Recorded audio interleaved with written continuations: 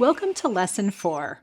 For several decades now, I've delighted in making herbal remedies, and I'm always up for trying new things. One of my favorites over the last few years is a concoction of vinegar, honey, and herbs called an oxymel. Oxymels are really delicious and a great way to introduce people to herbs. I'm excited to share a recipe today for my rose hibiscus oxymel. In this video, we'll learn what an oxymel is, and we'll be making one together. Oxymels have been used since ancient times and are still enjoyed today in many parts of the world. They've been gaining popularity in the West, both as an herbal remedy and a cocktail ingredient. Oxymels work especially well with herbs that have a strong or disagreeable taste. They can be nice for folks who have trouble swallowing pills or who are sensitive to alcohol. Making plant medicine can be especially fun when it's a shared experience. So let's get started. Now would be a good time to pause the video and gather your herbs, ingredients, and supplies. If you don't have them, just watch the video and you can make the oxymel later. Here's the recipe. 1 1/4 cup dried rose petals, 1 cup dried hibiscus, 1 1/2 cups honey. I think raw and local is best. 1 1/2 cups apple cider vinegar. I recommend organic and raw. A quart canning jar. A plastic lid or a metal lid with wax paper to protect the lid from corroding due to the vinegar. A spoon, label, and measuring cup. Now let's talk about the herbs and ingredients in the recipe. We'll begin with rose. Rose is sweet, gentle, and slightly cooling. It's good for digestive inflammation and irritation. Rose is astringent and toning to the reproductive system, making it useful for menstrual irregularities and excessive menstruation. It's considered an aphrodisiac, increasing sexual desire. Rose is anti-inflammatory and antioxidant. It's also supportive to both the physical and emotional heart.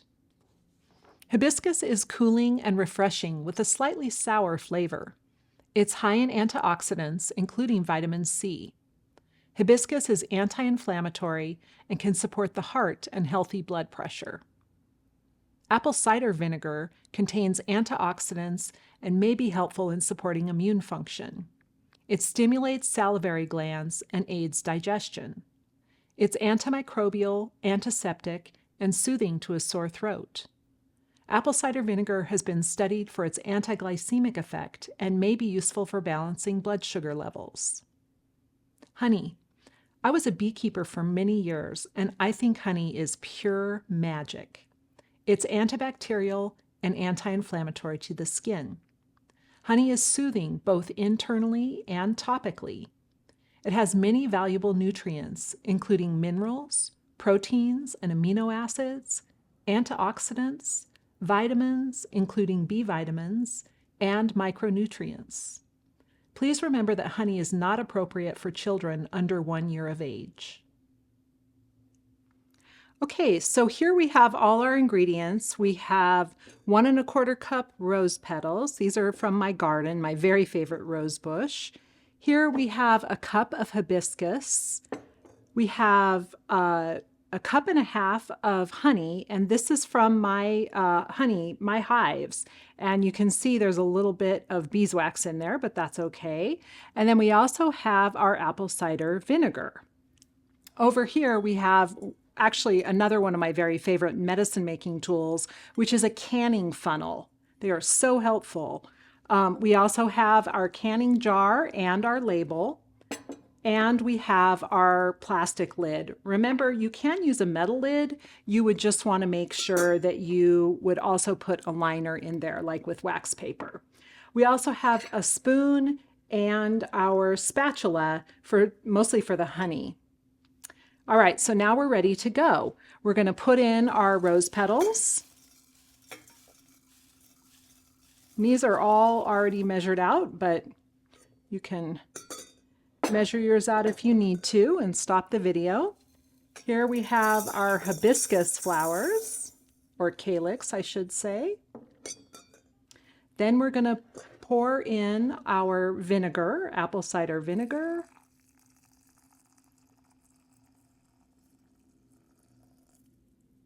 Have a little sediment there, that's just fine.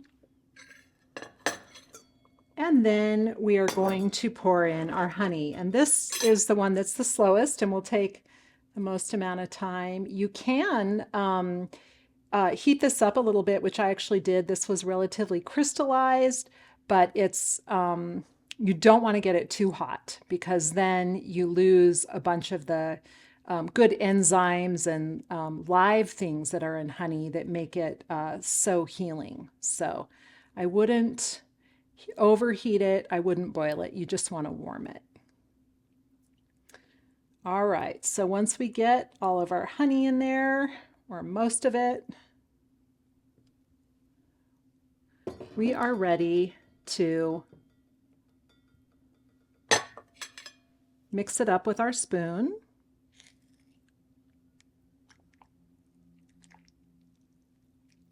You can see, look at that color already coming through. The vinegar is already doing such a good job, and the honey will as well, to extract the properties of the hibiscus and the rose petals. So once this is mixed up well, it's really important for all the herbs to be below the surface, which isn't a problem with this. But if you do have herbs sticking out, they can mold. So you definitely want to make sure everything is below the surface. Then you want to put on your plastic lid.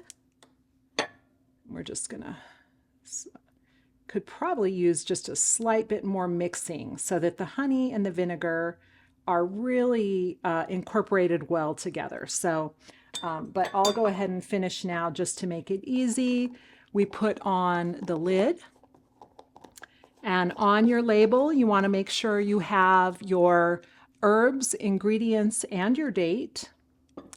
And finally, you want to let this formula sit away from heat and light for about 2 to 4 weeks.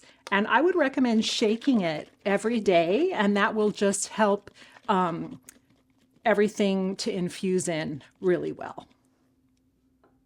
There we go. Here's an example of the exact same recipe I made several weeks ago. Look how beautiful and dark it is.